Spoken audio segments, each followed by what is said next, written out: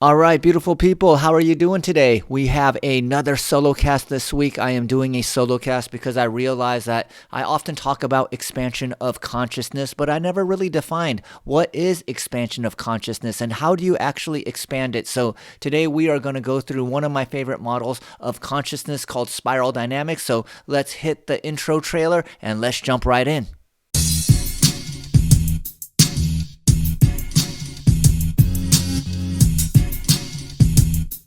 All right, everyone, we have a wonderful solo cast today. This session is going to be awesome because once you understand spiral dynamics, once you understand these 8 stages of consciousness, you are going to have a blueprint. You're going to be having a framework that you could follow in order to keep increasing and expanding your consciousness. And when you expand your consciousness, you have the ability to experience all the things in life at a finer, greater detail than you did before. So just think about it as a low level of consciousness is like watching standard definition television. Then when you expand your consciousness, you go to 720p. Then when you expand your consciousness even more, all of a sudden you're getting 1080p. Then when you keep on expanding your consciousness, all of a sudden you're seeing life in 4K clarity with more vivid colors, with more definition, all of that good stuff. All right, so let's go ahead and jump into the frameworks. All right, let me bring this up right now. All right, so why is this so important in the first place? Well, it's very important because when we are talking about consciousness, spiral dynamics, it gives us a roadmap of how the human psyche will unfold in a very predictable way. And what I really love about it is these weren't a bunch of scientists and academics that were sitting in some sort of, classroom just coming up with all of these different examples and categories. No, these were people that had been working in Africa, in the Middle East, in Australia, in North and South America, in Asia, and seeing that there was a very predictable way that the human psyche develops. And this is also a great reason why we could be living in a country or living in a planet where we have such polarizing belief systems. And once we understand this model of consciousness, you'll start seeing that those with different beliefs, those with polarizing beliefs, they're not necessarily bad people. They're not dumb people. They're not evil people. They're just people at a different stage of consciousness, and they have a different set of priorities that are important to them. And if you are anything like me, well, I thought I knew everything, but I had so many blind spots, and by understanding spiral dynamics, it helped me deal with my blind spots and give me more visibility, okay? All right, so there are 2 tiers. Tier 1 and Tier 2. So Tier 1 is stages 1 through 6. Tier 2 is stages 7 and 8. So you may notice that each stage has a color.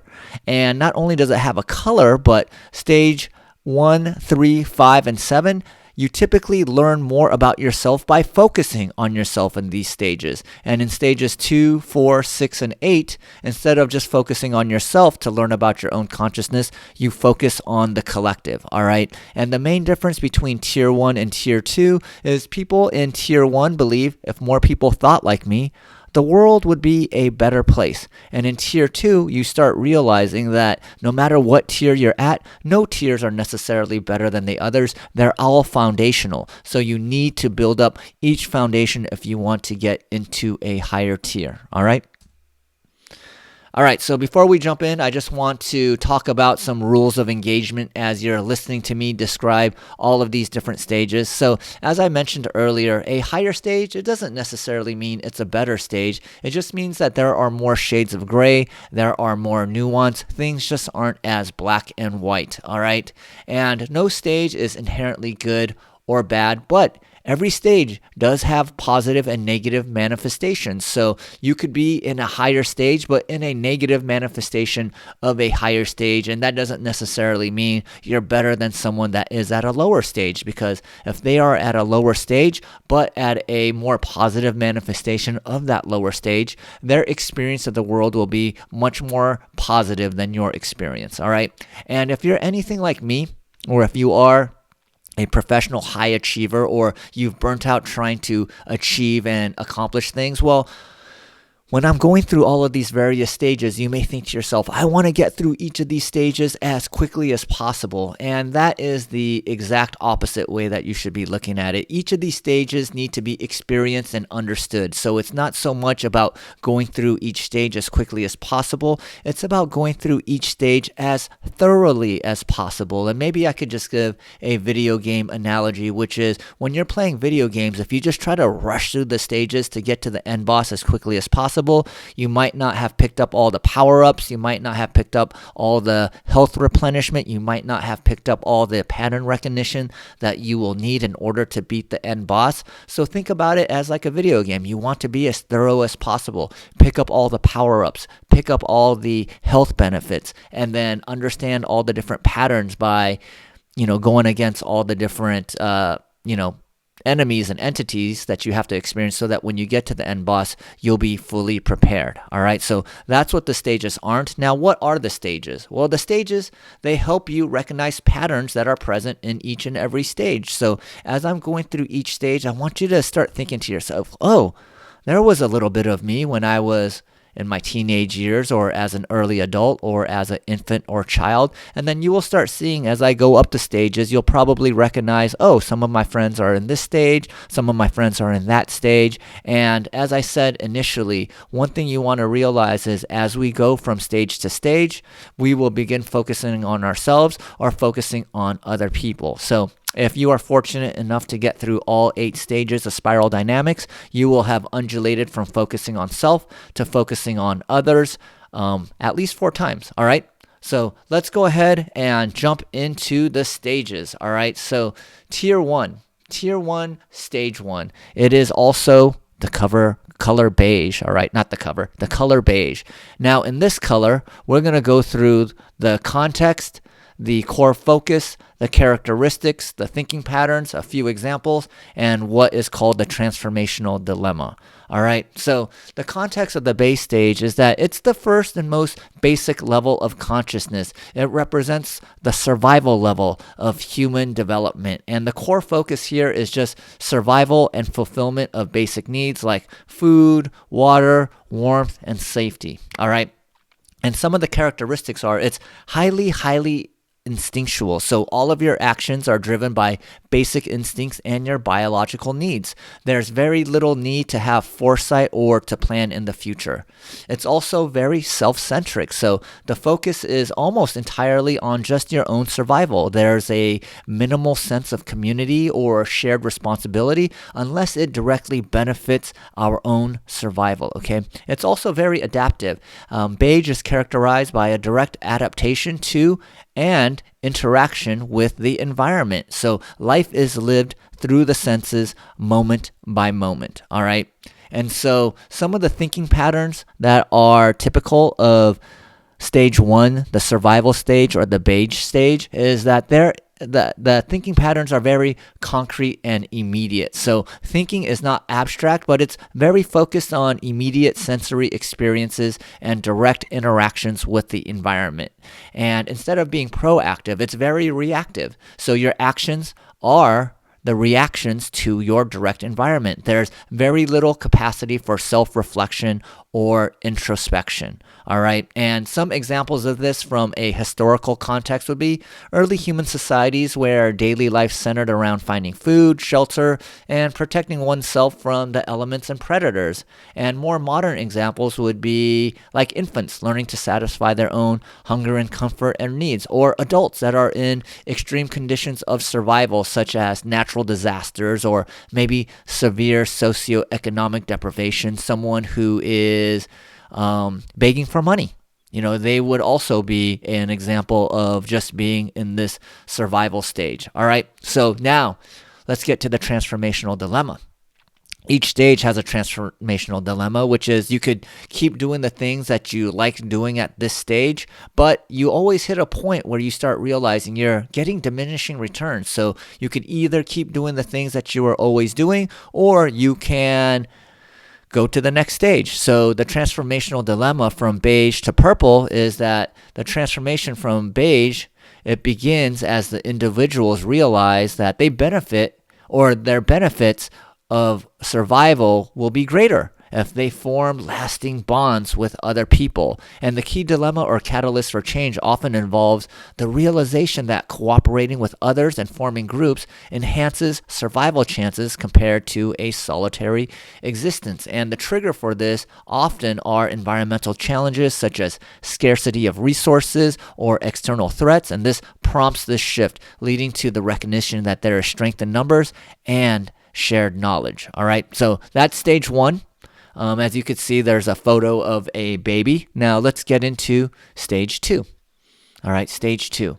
So stage two is what they call the mystic purple stage, or it's the mystical stage, but it's known as the color purple, or identified as the color purple. And the context here is following the beige stage, the purple stage represents the second level of consciousness in spiral dynamics, and it emphasizes the importance of both community and safety. And the core focus here is security through belonging to groups, tribes, or families. And the world is a very mystical place full of unseen powers, all right? And some of the characteristics here are a collective identity. The individuals, they start seeing themselves as part of a larger group rather than as separate entities. And the welfare of the group, it takes precedence over individual desires. And logic and rationality aren't fully developed yet, so it has a mystical worldview. Your life is understood through a lens of magic and mystery, and natural events are often attributed to the actions of spirits or supernatural forces. So if it's raining outside, some may say, well, this is God crying. Or if you experience lightning and thunder, this is God being very angry. All right, so those are some of the worldviews and characteristics of stage purple, and their traditions and rituals. Well, there is a strong emphasis on the rituals and ceremonies to appease these spirits, and by appeasing these spirits, it will ensure your safety, and you can maintain harmony within the group by doing all of these traditions and rituals. All right. And so what I really love about spiral dynamics is that it applies to the individual, it applies to the group, it could apply to the city, the country. It's very fractal in this manner, all right? So you could think about it as yourself or groups. And some of the thinking patterns is, well, there's a lot of magical thinking. The belief that thoughts, rituals, and symbols can influence the mystical forces of the world. And there is also tribal consciousness. Your thinking is centered around what is best for the group or tribe, with decisions often made collectively. So it's not about Sabo, the individual. It's more about what's best for the tribe, all right?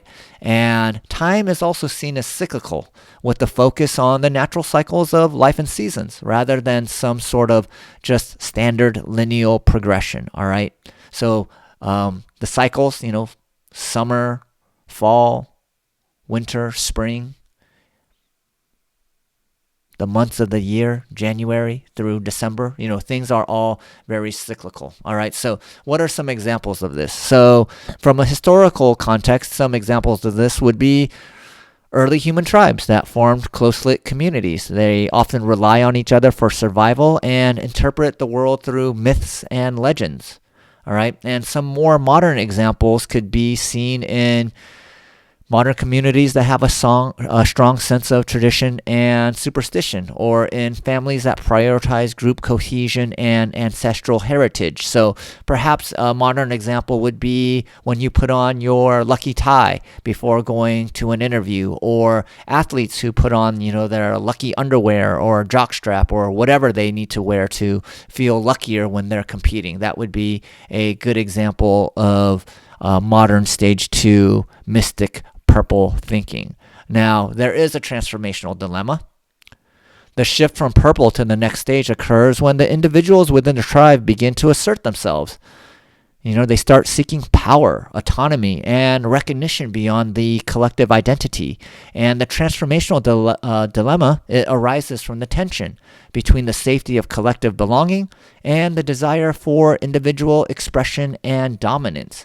And the trigger here would be this transition could be sparked by challenges to the authority of the tribal leaders or external threats that demand a more individualistic and assertive response, because, making decisions based on the collective, that could take a long time. But if one person makes the decision and you could take action, it's much more responsive and it's much more assertive. All right, so that is stage 2, the mystical stage, identified by the color purple. All right, so let's step into the next stage here, stage 3, the power stage, identified by the color red. All right. The red stage emerges as a response to the collective conformity of the purple stage, and it marks the third level of consciousness in the spiral dynamics framework. And this stage champions individual power, freedom, and expression. And so the core focus here is asserting oneself, breaking free of all those group constraints of the tribe, and satisfying immediate desires without guilt. All right, some of the characteristics of stage 3 power red is that the world is seen as a jungle full of threats and opportunities, and power and strength determines one's ability to thrive. All right, and there is immediate gratification here. Desires and impulses drive the majority of the behavior with very little regard for future consequence or even the well-being of others. So there's a lack of guilt here. Actions are often taken based on one's wants or needs without remorse or guilt, as personal satisfaction is the most important thing. All right, personal satisfaction is the most important thing here. And so some of the thinking patterns of stage red would be, it is very egocentric. The individual's needs and desires are central. They're prioritized, and it often leads to a worldview that revolves around personal gain and domination over other people. It is also very concrete and literal. So the thinking is very straightforward. It focuses on the tangible and immediate rather than abstract concepts or future planning. All right, so what you see is what you get. And it has some of the remnants of purple's magical thinking. The red stage shifts towards a belief of personal power and ability to control one's destiny through strength. All right, so instead of thinking that everything is up to the spirits of the land, it's all about your own personal power and to control your own destiny through strength. All right. So you could still have some of the mystical thinking from stage purple, but it's very much replaced by personal power and the ability to control your own destiny through strength.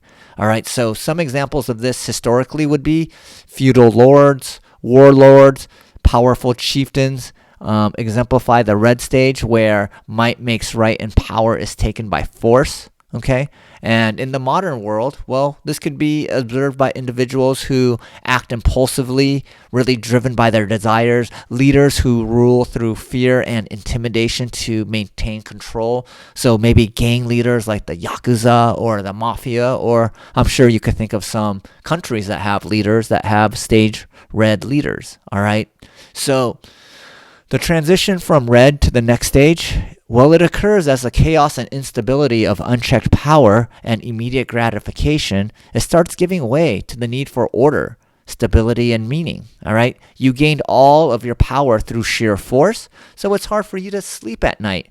And this dilemma arises from the realization that constant conflict and gratification is just unsustainable, and that life requires structure and purpose beyond just personal desires.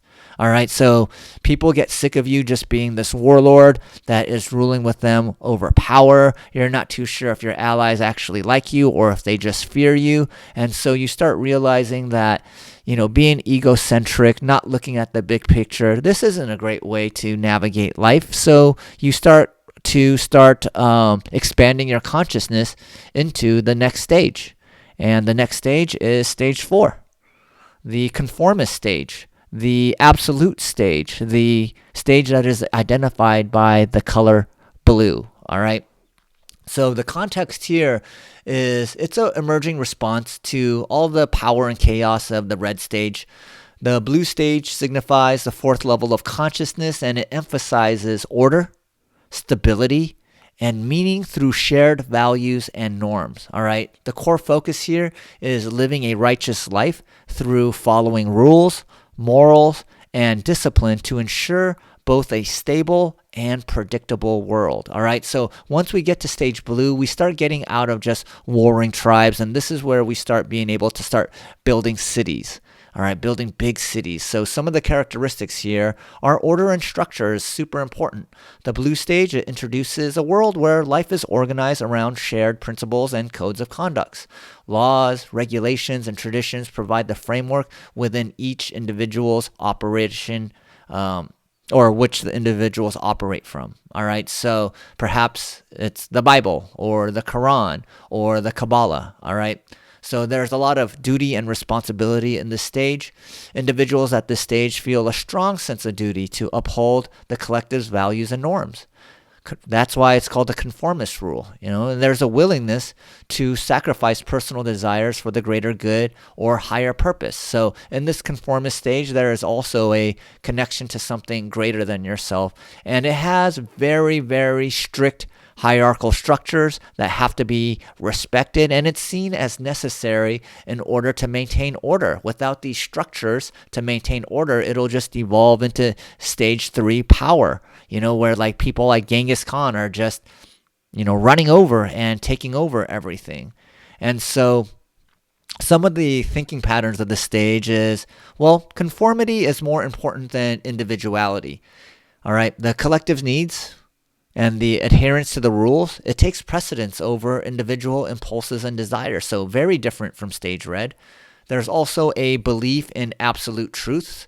There is often a belief in absolute universal truths and the values that govern what is considered right and wrong. All right, so what is right? What is absolute truth? Well, it's everything in your religious book, right? And what is wrong? Well, it's everything that's in someone else's religious texts and books. All right, and there's also a very long-term orientation here. So unlike stage red, where there was immediate gratification, stage blue is more future-oriented, focusing on the rewards of adhering to all of these societal norms. So for example, it's like, hey, sacrifice your entire existence here, build these cathedrals, and your reward will be eternal bliss in heaven. All right, so there's this long-term orientation here. Now, what are some examples of this? Well, the historical context would be the development of organized religions, feudal societies, and the formation of nation states with codified laws that all exemplify the emergence of this stage. And in modern examples, it could be seen in institutions where rules and roles are clearly defined, such as the military or lots of religious organizations, and a lot of the traditional corporate environments used to be this way, right? C-level executives eat over here, entry-level workers eat over there, entry-level workers don't talk to VPs and above, very strict rules, things of that nature, all right? So what is the transformational dilemma of stage 4, the conformist stage, all right? So if you want to get from stage blue to the next stage, stage orange, you start seeing the limitations of the rigid structures and absolute truths. If you start realizing that there's some granularity to truths, they don't want to hear that. It's either it's the word of God or it's not the word of God, all right? And this dilemma arises from the desire for personal success, more autonomy, and questioning of whether traditional authority always serves the best interests of the individual, right? It's like, hey, all these religious figures are saying that they're speaking to God and they're just talking about God's will, but the only people that really seem to benefit from this are the people that are in positions of power in the religion. Does it really serve the individual's best interests? Maybe not, right? So you start thinking about these things and you're like, okay, maybe stage 4 isn't the best stage. Maybe there's something after it. So what is after stage 4? Well, we get to stage 5, the achiever stage, all right? And the achiever stage is marked by the color orange. And some context to the orange stage is, it's really a response to the rigidity and limitations of the blue stage. And the orange stage, it represents a significant evolution in consciousness. It emphasizes the fifth level in spiral dynamics, and the stage champions autonomy, achievement, and scientific rationality. All right, stage blue was about realizing there's something greater than yourselves. Now, stage 5, the orange stage, is all about individual effort, about material prosperity. It's pursuing success and innovation and utilizing science as its way to create logic and rationality in this world. All right. And certain characteristics of stage orange are that it's very achievement oriented. Success and progress, all of that is measured through your achievements and goals and the accumulation of material wealth and status. It's also very rational and scientific. So it embraces a scientific worldview. It values empirical data and evidence. And logic reasoning is so much more overvalued than tradition or dogma, right? So if you have traditions or dogmatic beliefs, well, if it doesn't make logical sense, someone in stage 5 isn't going to just blindly follow it. And it's all about innovation and entrepreneurship. It seeks to push boundaries, to innovate, to find new and efficient ways to solve our problems to achieve more success.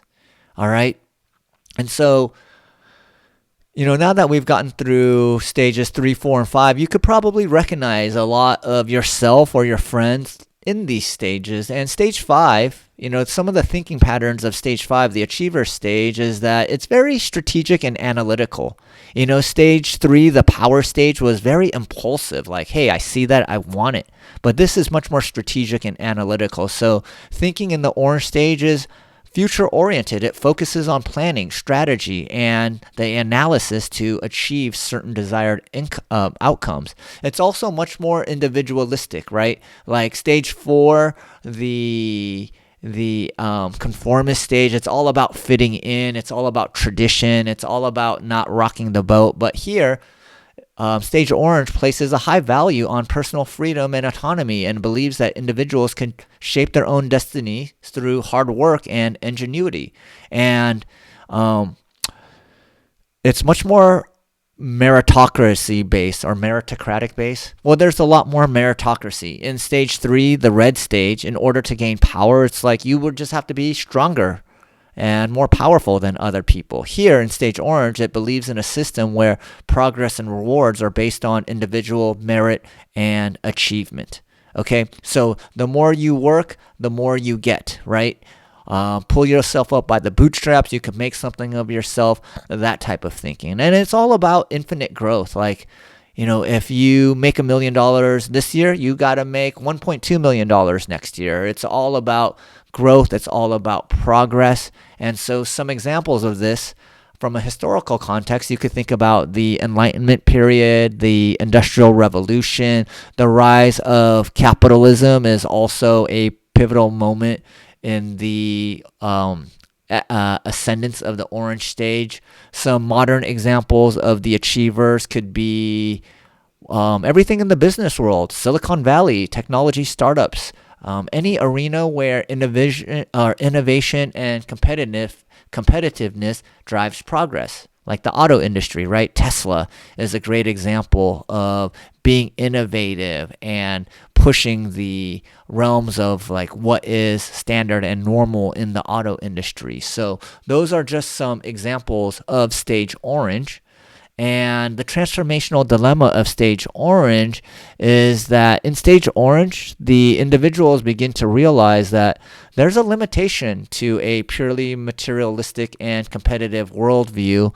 And the dilemma begins to arise from a growing awareness of the importance of community, environmental sustainability, and the emotional as well as the spiritual aspects of life that are often neglected in the pursuit of success. So how many people do you know, or maybe you are someone that sacrifice your time, your health, your relationships in order to achieve things, and only to see that when you achieve them, you have temporary happiness and that the happiness doesn't last for a long time.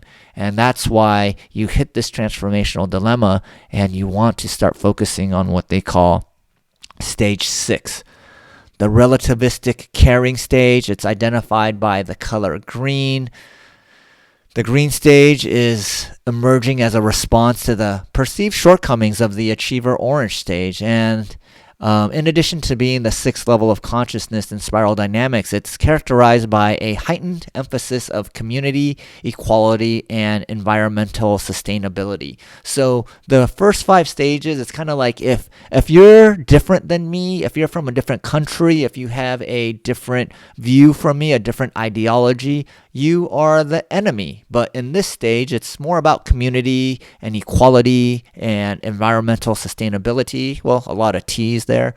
And the core focus here is really fostering a world where harmony, inclusiveness, and caring for the planet and each other are paramount.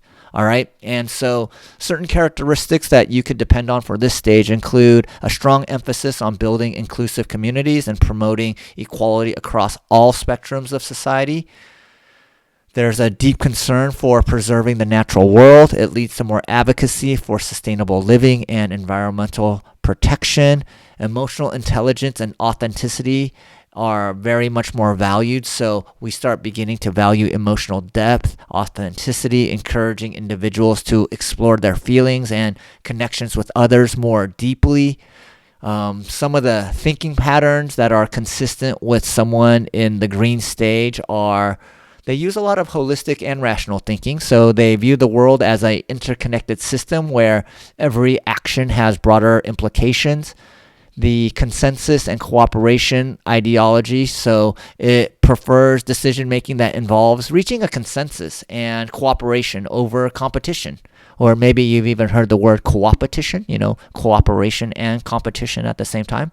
And it's also very empathetic and compassionate. It values empathy, compassion. It strives to understand and care for the well-beings of others on this planet. But as I said, there's positive and negative manifestations of each stage. So a negative manifestation of stage green would be that you're so open-minded, you're so empathetic that if someone else isn't as open-minded, as empathetic as you, they immediately become the enemy. Or another characteristic of stage green is that they don't like hierarchies, but they hold their own ideology at the top of the hierarchy, right? So maybe I'm so woke, if you're not as woke as me, you become the enemy. That is also a characteristic of stage green, right? So it's very open, it's very caring, it's very community-based, as long as you're open, caring, and community-based. But if you're not as open-minded as someone in stage 6, well, you become their enemy, which is quite ironic, all right? So here's some historical context of examples. The rise of social movements during the civil rights movement, environmentalism, peace in the late 20th century all exemplify green stage's influence. Modern examples could be seen in organizations and social initiatives that prioritize social justice, community building, and environmentally sustainability over profit. All right, so like a stage green CEO operates a lot different from a stage orange CEO. And a stage blue CEO, much different than a stage red CEO, right? A stage red CEO just slams his fist on the table, yells at his employees. The stage blue CEO says, hey, there's a right way to win, a wrong way to win, and has a very rigid way of running their company. A stage orange CEO would be all about growth. Hey, if this helps with our growth, let's do it. If it doesn't help with growth, let's forget about it. Whereas a stage 6 CEO is like, hey, let's not just think about infinite growth. Let's think about the impact that our company has on the world, and let's see if we can do better. All right, so stage 6, I'm sure, sounds really great to you. You're probably thinking, well, why would stage 6 even have a transformational dilemma? Well, the transition to the next stage, tier 2, is that people in stage 6, they start to see the limitations of consensus-based decision-making and the potential for stagnation in prioritizing community and equality above all else. The dilemma arises from the recognition that complexity and change require adaptable and integrative approaches that transcend groupthink. All right, and so maybe another transformational dilemma that we could talk about is that People in stage green, they're really good at identifying all the problems in the world, but they're not really good at identifying solutions either. So being able to identify problems and providing solutions to the problems are a different skill set. And this is where we start getting into tier 2 thinking. All right, tier 2 thinking, stage 7. So there's only 2 stages in tier 2. And as I said, in tier 1, every single stage believes if more people thought like me, the world would be a better place. So in stage 6, the green stage, if more people meditated, if more people did vipassanas and sound healing and Reiki, the world would just be a better place. In stage 5, the orange stage, it would be if more people worked harder, if more people were just more logical and rational, if more people stopped complaining and claiming to be the victim, the world would just be a better place. All right. In stage 4, the blue stage, people would say, yes, if more people just prayed to God, to Jesus, to Allah, to Buddha, to Ganesha, whoever, if more people just prayed and did the right thing and followed the rules and were very orderly, the world would just be a better place, right? And then stage 3, the red stage, the power stage, if more people just, took what they wanted, weren't worried about this, politically correct woke bullcrap and just did what they wanted to do, utilized their power, the world would just be a better place. All right, I'm not going to go into more examples, but this is just how tier 1 thinking works. All right, you just believe if more people thought like you, the world would be a better place. Now, in tier 2, you realize that none of the tiers prior to it are either good or bad. None of them are better than the other. It's like, is 9th grade better than 12th grade? Is 11th grade better than 4th grade? Well, you need to go through all those grades if you want to be able to go to college. So instead of thinking about them as better than each other, think of them as foundational, all right? So the context of stage 7, the integral stage, is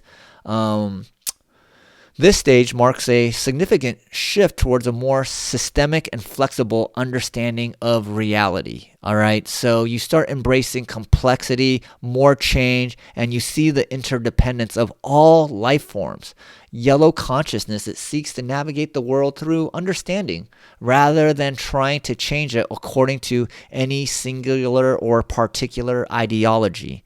All right, and so some of the characteristics of the integral yellow stage is that there is systemic thinking. So it views the world as a complex, interconnected system where everything has a place and purpose, and it recognizes the limitations of linear and binary thinking. So instead of thinking, hey, there's good people, there's evil people, you start thinking, oh, wait, there's good systems that create good people, and there's bad systems that create bad ideologies, which then affect the people, right? So the people aren't inherently good or bad. You look at it as a system, and it's highly adaptable and flexible. So it values adaptability. It sees change as not only inevitable, but as an opportunity for growth and learning. So if you find yourself, like I was hyper progressive when I was younger, but as I got older, I started realizing, wow, like some of my progressive thoughts now are like moderate thoughts or maybe even conservative thoughts. Like, wow, there's now so many pronouns I can't even keep up, right? So I could look at it that way, or I could look at it as like, wow, there's so many more pronouns. This is an opportunity for me to grow and learn. And in this stage, you start realizing that society rarely goes backwards, or I don't think it has ever gone backwards. Things just get more complex. Things begin to have more granularity. And if you are just someone that wishes for the good old days, like you're going to have a tough time growing with society. So someone in this tier 2 stage 7, yellow integral stage of consciousness, they just know that the world constantly changes, and instead of trying to maintain the way something is, they just learn and adapt. All right, and so there's also an integration of the previous stages. So typically, like if you're in stage 6, the green stage, and you just came out of the orange stage, you go, wow, I sacrificed so much of my time, my health, my relationships in order to hit my goals and to buy all these material things, and none of it brought me happiness. So stage green, they start rejecting material items. They start thinking that people that are that emphasize material wealth, are shallow, and they really look down on it. Whereas in stage 7, you integrate all the previous stages. So rather than rejecting the values of the previous stage, the yellow integrates them and recognizing the utility and necessity of each of the different stages in different contexts. So I love to do jujitsu. When I'm doing jujitsu, I'm definitely not in stage green or stage 7. I want to go into stage 3, my power stage, more strength, more power. All of that is what is going to allow me to win. Now, when I'm with my wife at home, if I exhibit stage red, well, it's not going to be a very pleasant dinner that we have. So I will shift into stage green consciousness so that I'm more open, more talking about emotions, how I feel, and I could be a better father and husband.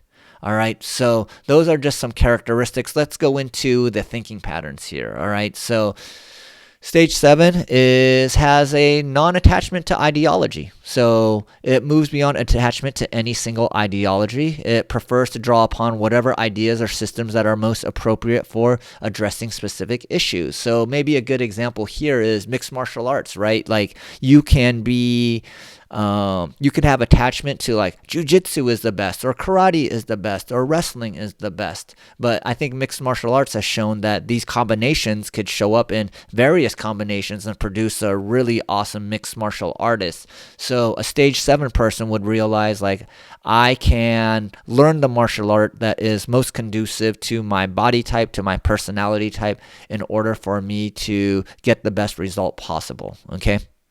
Some other thinking patterns is that stage yellow embraces paradox. It's comfortable with uncertainty and paradoxes, and it understands that opposites can coexist and that contradictions often lead to deeper insights, or that two truths can coexist at the same time, or multiple truths could coexist at the same time. It's just that some things are more true than others depending on the context. All right, context really matters in stage 7. Like if you ask someone stage 7, what's your favorite ice cream flavor, they may ask, are summer fruits in season, or, where are you getting the flavorings from? Is it whole milk? Is it skim milk? They're going to want to know like all of these deeper, more granular details before giving you an answer.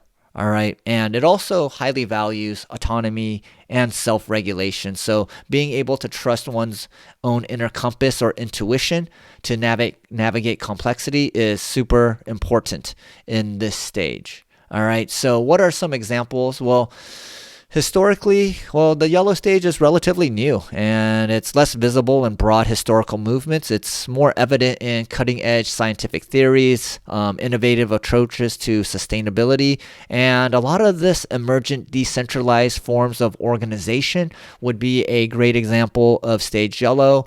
Some modern examples, it manifests in individuals and groups that pioneer integrative approaches to global challenges. It likes to blend technology with ecology, fostering initiatives that aim to benefit all of humanity. So it's very utilitarian. The first 6 stages are kind of like, hey, like let's focus on the laws and things that benefit us. And if it doesn't benefit other people, well, no big deal because it benefits us.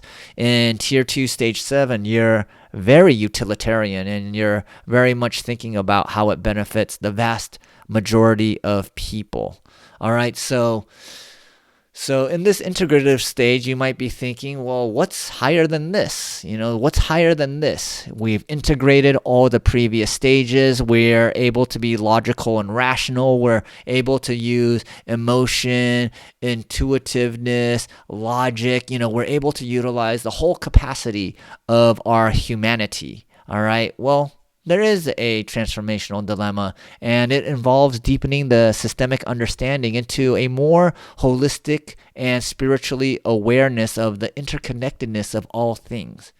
All right. So, you may have heard about religious folks or spiritual people talk about we are all one. The quantum physics talks about there's only one thing, waves, right? Waves of probability. So it gets out of just intellectually understanding there's just one, but you start actually experiencing it. So the dilemma really arises from the sensing that intellectual understanding alone is insufficient to fully grasp the complexity of existence. And this leads to a deeper search for more intuitive connections, not just with life, but with the cosmos. Okay, and so I believe they said that less than 1% of the world is at stage 7. But if you could just imagine with me, if we had more people at stage 7, would we have mask versus anti-mask, pro-vaccine versus anti-vaccine, Apple versus Android, Sega versus Nintendo, or I guess it would be Sony versus Microsoft today, right? Like those are all very tier 1. My way is the best way. Now when we get to tier 2, stage 7, it's like, wow, there could be so many different types of ways here. But how can we get even more connected? Well, then let's get into our final stage here, the holistic turquoise stage. And I'm not too sure why the graphics look that way, but actually, here, let me just do this. Boom. All right, so what is this turquoise stage? Well, the context here is that this stage transcends the focus on systems and complexity to embrace a more deeper, more interconnected understanding of existence. All right, so the core focus here is instead of experiencing the world as a single dynamic organism, you see it as more of a collective consciousness, and it's all about living in harmony with the entire web of life and recognizing that everything is connected to each other. Some key characteristics are a holistic perspective. It sees the universe as an interconnected whole where every action has a repercussion on the global scale. It emphasizes global thinking and acting. It prioritizes the health and well-being of the entire planet and its ecosystem over individual or group interests. And there's also a very strong element of spirituality in turquoise, and it often involves a sense of unity with the cosmos and a desire to understand and align with the deeper patterns of the universe. All right, so it's less about just understanding things through the head, but it's experiencing the oneness with the universe. And some thinking patterns is that it both integrates the rational and the intuitive, the scientific with the spiritual. It's about seeing beyond just the complexity and the simplicity of everything, and just seeing that there's an interconnectedness. So a lot of simple things could turn into something complex. Something that is very complex could be broken down into a lot of simple things. And it's also comfortable with not knowing all the answers, and with embracing paradoxes as truths about the complexity of existence. All right, so when you get to stage 8, you are no longer like the seeker. You're no longer reading podcast or listening to podcasts, reading books, trying to get as much information as possible into your brain. You start realizing that some things you might not be able to know and understand, like maybe consciousness is one of these things. So, even though spiral dynamics is a model of consciousness, obviously there are things that fall out of this model. And as with every model, there are outliers, right? And so another characteristic or thinking pattern of this stage is that it prioritizes actions and decisions that benefit the collective welfare of all beings, including future generations. All right, so very, very important thing to think about is it's not just worrying about us right now. It's worrying about like our future generations. So I think a lot of people, when they look at ecological things that are happening, are like, it's not going to happen for 70 years, 100 years. So it's not like a really big focus of people right now because, well, hey, it's hard to put food on the table right now. Hey, it's hard to afford, rent or a mortgage. So we spend so much of our time just dealing with survival instead of trying to get into thrival. All right, survival instead of thrival. All right, so okay, let's keep going here. So let's talk about some examples. So the turquoise stage is actually still emerging, so it's not very well represented in historical contexts. It manifests in movements and initiatives that promote global peace, environmental sustainability at a deep level, and practices that you recognize the spiritual interconnectedness of all things in life. And so two examples would be Jesus and Buddha. So as far as I'm concerned in my studies of spiral dynamics, turquoise is a great stage to aspire to, but it may be out of the realm for the vast majority of us. But I do believe stage 7, the yellow stage, could absolutely be achieved by everyone. All right, so let me just go back to our main screen here.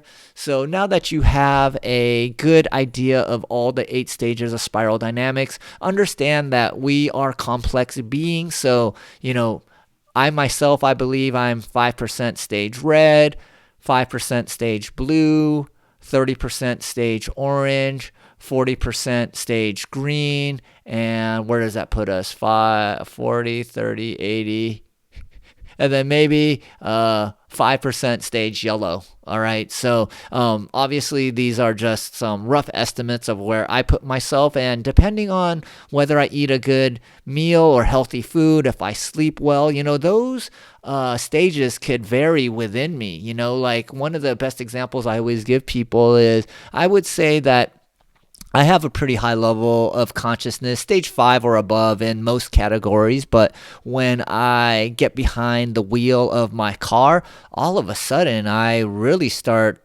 devolving into stage red, where I'm honking my horn, being very aggressive, things of that nature. So I want you to understand that as with all models, there are people that fall out of the model themselves. There's always outliers to models, and it's just a framework. But this framework I have found to be extremely effective. For example, in order to become a better CEO, I actually had to go from stage orange back to stage blue, because back to stage blue, connect with something greater than myself, realize that there's more to life than just making money. By going back to stage blue, connecting with something greater than myself, I was able to go from stage orange into stage green. So that's what happened, because I skipped stage blue. I went to Catholic school. I really thought stage blue, the conformist stage, was a place where I had really nothing to learn. And I realized I needed to go back to that stage.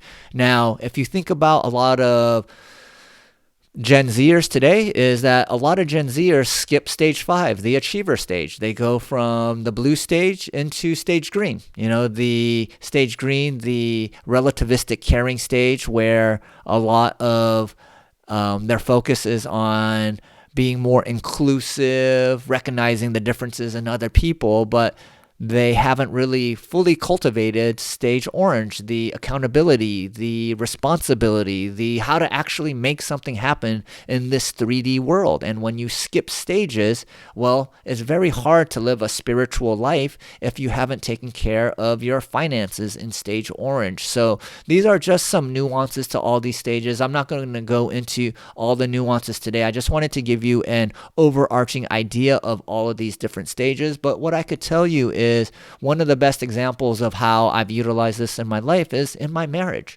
Most of our discourse, most of our disagreements are because she's looking at it through a certain lens of a certain stage, and I'm looking at it through the lens of another stage. So maybe a good example is my wife has a lot higher consciousness when it comes to how we spend our finances. I would say she's probably a stage green. Let's donate to these nonprofits. Let's help all these people that need some extra funding. Whereas I look at finances much more like stage blue. Okay, hey, this is where we can spend our money. This is where we can't spend our money. We always have to have a minimum threshold of like this much of expendable cash in our liquid accounts. And then we always have to have this much in our assets growing, right? It's very, very strict, very black and white. And so when we often discuss finances, because I am in this black and white conformist stage, blue stage, and she's much more higher in this stage, green stage, like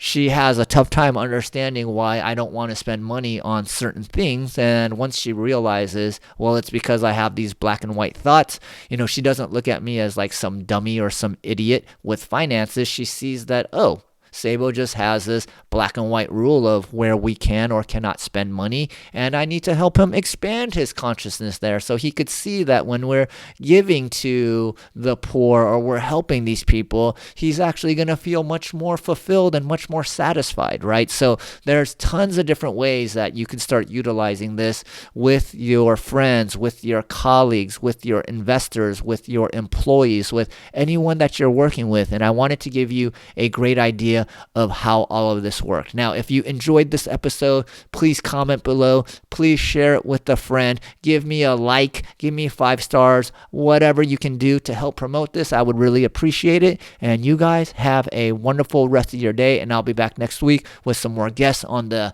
spiritual of the Silicon Valley to Spirituality show. Take care, everyone.